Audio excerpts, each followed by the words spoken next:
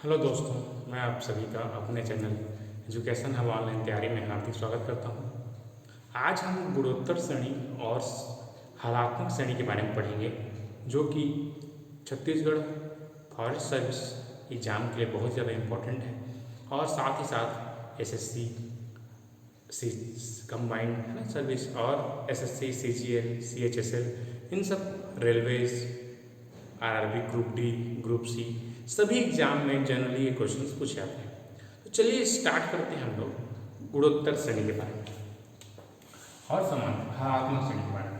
मैंने आपको समांतर श्रेणी में आपको बताया है A plus D, A plus 2d and so on, A minus A plus N minus 1d। ये हमारा समांतर श्रेणी रहता है। अगर ये एपी में है, समांतर श्रेणी में है ना, समांतर श्रेणी में है, तो इसका अपोजिट क्या होगा, एचपी में होगा। जैसे 1/a 1/a plus D and 1/a plus 2d and so on 1/a plus n minus 1d। अब अगर मैं बोलूँ कि nवां पद क्या होगा इसका हलात्मक श्रेणी का, 1/a plus n minus 1d इसका क्या होगा, हलात्मक श्रेणी का nवां पद होगा। अब यहाँ पर अगर मैं बात करूँ समांतर माध्यवर्ती हलात्मक माध्य हार्मोनिक में हरात्मक माध्य के बारे में, तो क्या होता है 2ab upon a plus b। ठीक है, दो संख्याओं का मैं यदि समांतर माध्य मेरे निकालना है तो a प्लस b बाई 2 होता था। यहाँ पर हलात्मक माध्य निकालना है तो चलिए देखते हैं हम लोग यहाँ पर ये हरात्मक माध्य क्या हो जाएगा, a2ab upon a plus b। अब इसे हम कुछ क्वेश्चंस करेंगे, आप यहाँ तक नोट कर लीजिए।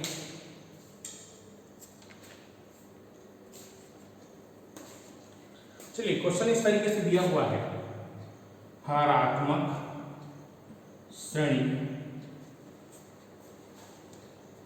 2/5 4/15 1/5 का 9वां पद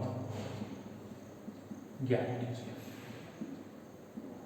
ठीक है, तो पहले हमको चेक करना है कि ये अगर हरात्मक श्रेणी है तो इसका अपोजिट जो है क्या होगा, एपी में होगा।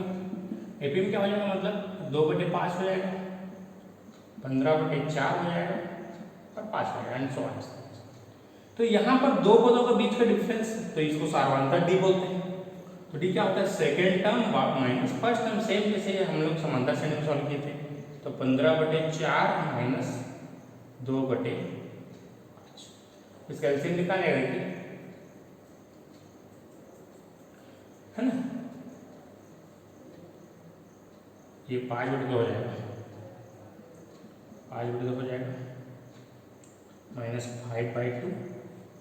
तो यहाँ से 4 में से 2 गया तो एलसीएम 4, ये 15 माइनस 10, 10 माइनस 15 गया तो 5/4, इसमें क्या हो जाएगा, कॉमन डिफरेंस हो जाएगा यहाँ पर। अब हम लोग जानते हैं इसका nवां पद क्या होता है, इस तरीके से, तो Tn बराबर a plus n minus 1d। अब एक मान प्रथम पद देखिए यहाँ पर क्या है, 5/2 प्लस n माइनस 1, n का मान कितना है 9 माइनस 1 और d का मान 5/4। तो 5/2 धन 8 गुणा 5/4, तो 2 दूनी 2 चौक 4 पंचे 20, तो 5/2 धन 5 चौक 20/2, तो 5 और कितना हो गया 30 और 5 25/2 इसका आंसर हो जाएगा। ठीक है, जो कि गलत है। हमको क्या पूछा है, समांतर श्रेणी में नहीं पूछा है, हमको हरात्मक श्रेणी पूछा है, तो इसको पलटना पड़ता है लास्ट में आंसर को। तो हमारा फाइनल आंसर हो जाएगा 2/25 इसका करेक्ट आंसर। तो ये ऑप्शन में ये भी देता है आपको, तो ये गलत है ना, हमको समांतर श्रेणी का नहीं पूछा गया है, हमको हरात्मक श्रेणी का पूछा गया है। 2/15 is the correct answer. Last में आपको आंसर को पलटना पड़ता है। चलिए इसको नोट कर लीजिए यहाँ अब उसके बाद हम लोग आगे बढ़ते हैं। चलिए अब हम जानते हैं गुणोत्तर श्रेणी के बारे में। गुणोत्तर श्रेणी के बारे में कुछ बेसिक्स जान लीजिए आप पहले। गुणोत्तर श्रेणी के बारे में हम लोग देखते हैं बेसिक्स। बेसिक में आपको मैं बता रहा हूँ उसके फार्मूले, तो इसको जल्दी से नोट कर लीजिए। फार्मूला कापी बनाइए अलग से। फार्मूला कापी को एक कापी में अलग से बनाइए, जिससे आपके जो फार्मूला चीज़ें हैं, जो कॉम्पिटिशन एग्जाम में बहुत ही क्रिटिकल चीज़ें होती हैं, आप लास्ट मिनट यदि तैयारी कर रहे हैं तो फार्मूला आपका बहुत काम आने वाला है। तो कापी बनाइए, फार्मूला कापी, जिसमें आप हर जो पूरा गणित है, पूरा तर्क शक्ति है, रीजनिंग है, उसका नोट्स एक कापी में होना चाहिए, शॉर्ट पेज में, जो कि आपको बहुत ज़्यादा हेल्पफुल रहता है एग्जाम के लास्ट में। चलिए देखते हैं। तो गुणोत्तर श्रेणी, इसको जीपी, जियोमेट्रिक प्रोग्रेशन बोलते हैं। गुणोत्तर श्रेणी है ना। तो गुणोत्तर श्रेणी जो है a are square and so on, A r का पावर n माइनस 1। तो ये जो है मतलब एक ऐसा श्रेणी जिसको हम किसी एक निश्चित संख्या से गुणा करके प्राप्त करते हैं, उसे हम गुणोत्तर श्रेणी कहते हैं। जैसे कि एग्जाम्पल के लिए यहाँ पर देखते हैं 2, 4, 8, 16 एंड सो ऑन। देख रहे हो यहाँ पर मैं मल्टीप्लाई कर रहा हूँ किसका, 2 का। इसके बाद इसमें यहाँ से फिर मल्टीप्लाई किससे कर रहे हैं, 2 का। फिर इसमें मल्टीप्लाई कर रहे हैं किसका, 2 का। तो इस तरीके से हम किसी एक निश्चित संख्या का मल्टीप्लाई करके एक सीरीज प्राप्त करते हैं, उसे हम गुणोत्तर श्रेणी कहते हैं। अब गुणोत्तर श्रेणी का nवां पद, तो nवां पद क्या होगा, a r का पावर n माइनस 1, इसका nवां पद होगा। और n पदों का योग, n पदों का योग बराबर क्या होगा, a r का power n minus 1 upon r minus 1 if r is greater than 1। इसी में सेम चीज में हो जाएगा 1 माइनस r का power n upon 1 minus r if r is less than 1। तो ये दोनों फार्मूला हमारा कहीं पर यूज करना है। अगर r का मान अगर 1 से कम है तो हम ये वाला फार्मूला यूज करेंगे, r का मान 1 से ज्यादा है तो ये वाला फार्मूला यूज करेंगे।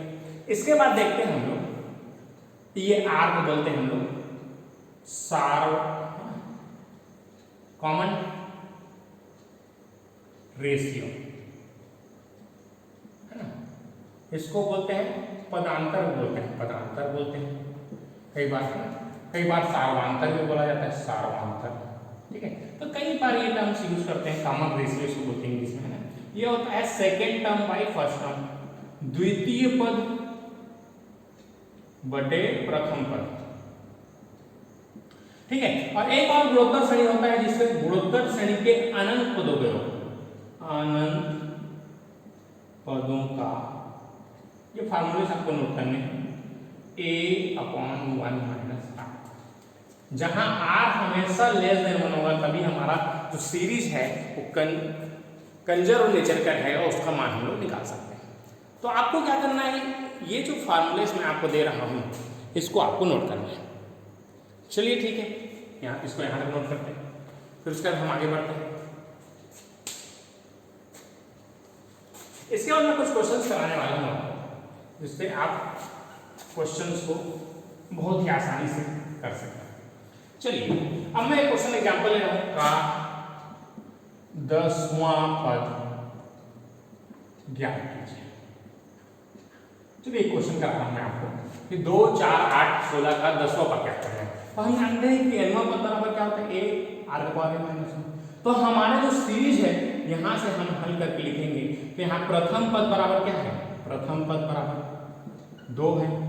सार्वांतर या कॉमन डिफरेंस, कॉमन रेशियो यहाँ पर बोलते हैं, कॉमन रेशियो कितना है, सेकेंड टर्म मतलब कितना है हमारा 4/2, या इसको 8/4 भी कर सकते हैं आप। कॉमन डिफरेंस किसी भी सेकेंड टर्म और फर्स्ट टर्म करके निकाल सकते हैं, 2 आएगा। अब t10 निकालना है तो क्या हो जाएगा, a प्रथम पद 2 गुणा r का मान भी 2 आ रहा है का पावर n माइनस 1, 10 माइनस 1 कितना हो गया, तो 2 गुणा 2 का घात 9, तो 2 का घात 10 बराबर होता है 10, 24। तो देखिए इस तरीके से, है ना, 2 का घात ये 10, 24 ही आएगा। 2 का घात 5 गुणा 2 का घात 5 ऐसे कर सकते हैं, ज़्यादा दिक्कत है। या ये भी आंसर कई बार इसको देते हैं, 2 का घात 5 मतलब 2 दूनी 4 दूनी 8, 16 दूनी 32, 32 थोड़ा 32 करेंगे, देखिए 2 दूनी है ना, तो इसको इस तरीके से करते हैं आपको, है ना, इसको मैं आपको सिखाऊंगा। 2 दूनी 4, 3 दूनी 6, 6 दूनी 12 और 3 दिया 9, तो 4 2 10। तो इस तरीके से आता है हमारा ये वैदिक गणित है, 10 24 इसका करेक्ट आंसर होगा। तो ये हमारा क्या हो जाएगा, इस तरीके से ये होगा हमारा 10वां पद। अब मैं इसे बोलूं आपको 10 पदों का 5 पदों का योग ज्ञात कीजिए। तो 5 पदों का योगफल क्या हो जाएगा, देखिए प्रथम पद कितना है 1, एस 5 निकालना है 5 पदों का योगफल।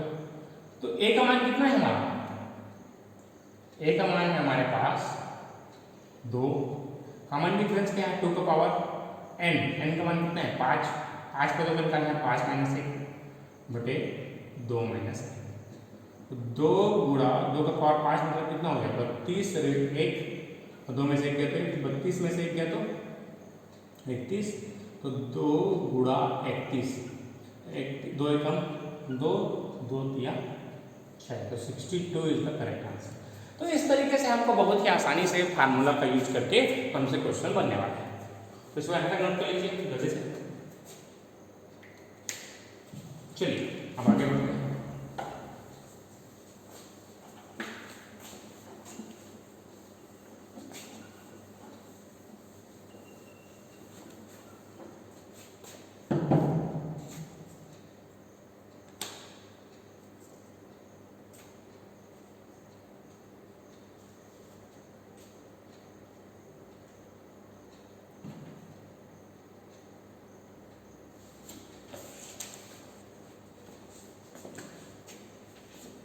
चलिए ये क्वेश्चन आया था आपका MBA परीक्षा में 2002 में, 2002 में MBA परीक्षा में पूछा गया था कि श्रेणी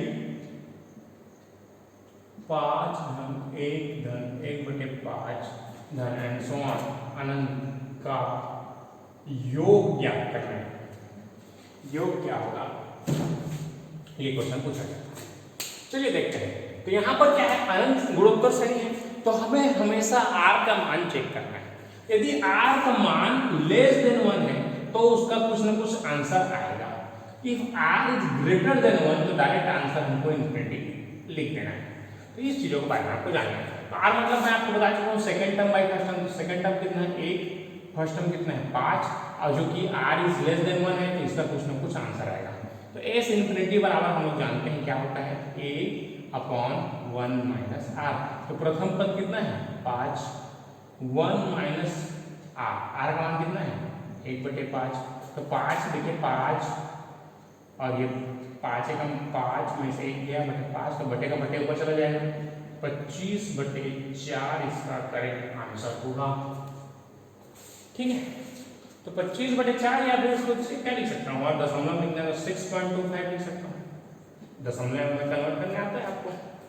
तो इस तरीके से आपको बनाना है क्वेश्चन। चलिए मैं आप ये क्वेश्चन करा रहा हूँ।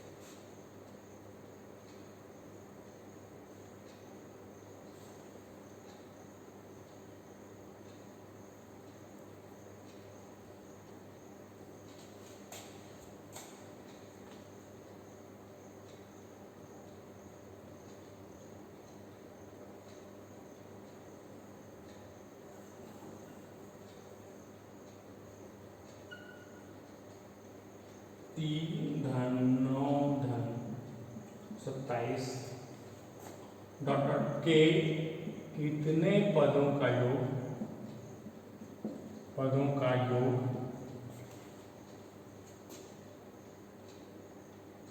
363 है। चलिए ये क्वेश्चंस आपके एसीएफ एग्जाम में एक्सपेक्टेड क्वेश्चंस हैं जो बहुत बार आते हैं, तो इसको देखते हैं हम लोग बनाते हैं। चलिए यहाँ पर ए का मान कितना दिया हुआ है 3, सर्वांतर आर का मान second term by first term, तो कितना हो जाएगा 9/3, तो 3 दिया 9 3 आ जाएगा। अब हम जानते हैं कि एस एन बराबर क्या होता है, ए आर का power n minus 1 upon r minus 1। जब आर इज ग्रेटर देन 1 तो यहाँ पर देखिए एक से बड़ा है कि नहीं, आर का मान एक से बड़ा है। बस अब इस फार्मूले में पूरा कितने पदों का योगफल है, माना n पदों का योगफल, योग 363।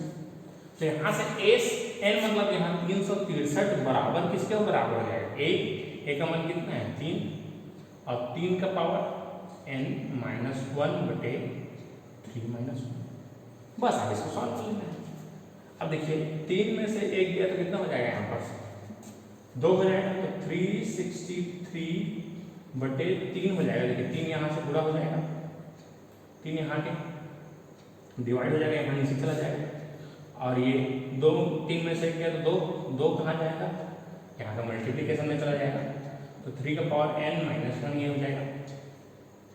देखिए यहाँ से 3 एकम 3 3 दूनी 6 3 एकम 3, तो देखिए 2 एकम 2 2 दूनी 4 2 एकम 2 माइनस कितना हो जाएगा 1 3 का पावर n। अब देखो 3 4 1 बराबर 3 का पावर n।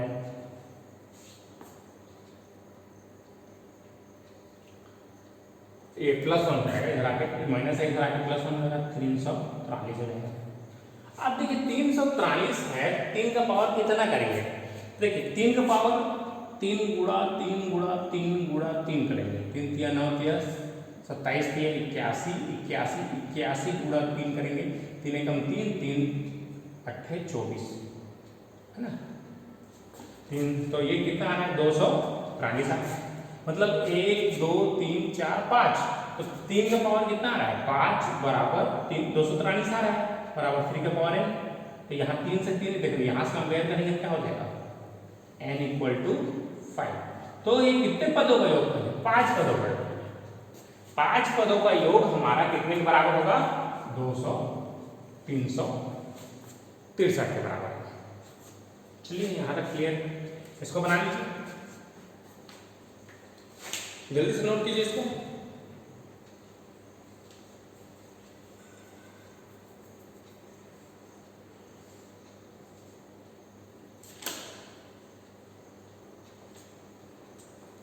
इसके बाद हम आगे बढ़ते हैं।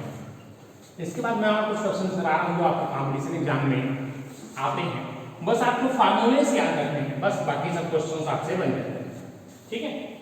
तो आगे बढ़ते हैं। इसके बाद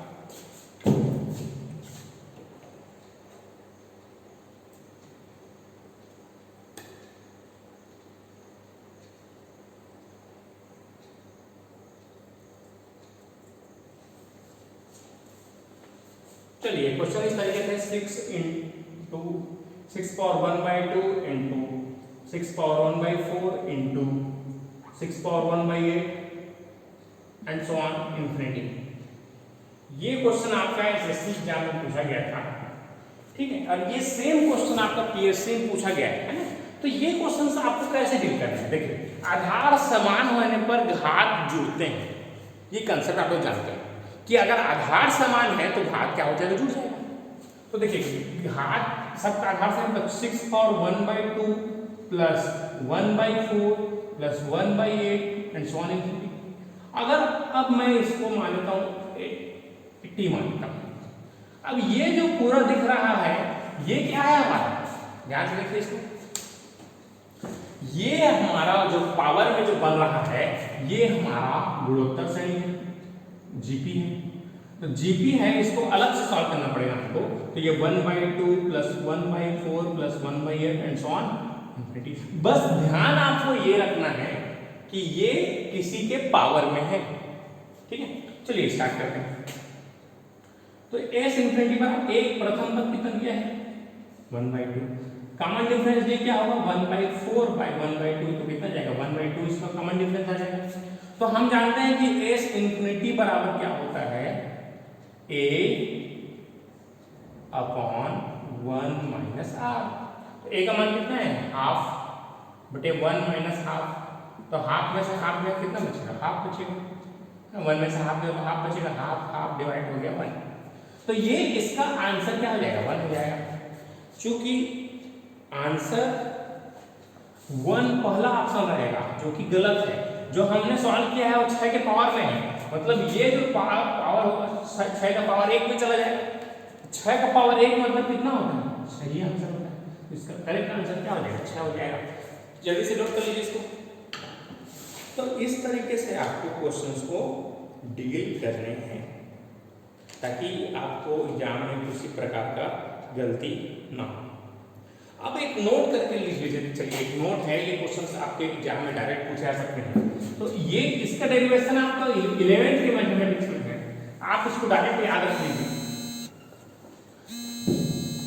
इकाई के घनमूल होते हैं, इकाई के घनमूल होते हैं।